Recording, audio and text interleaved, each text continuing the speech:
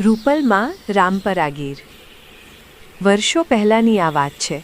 સાધારણ માલધારી ચારણ કે જેને પોતાના પરિવારનું ગુજરાન ચલાવવું પણ કઠિન કામ હતું.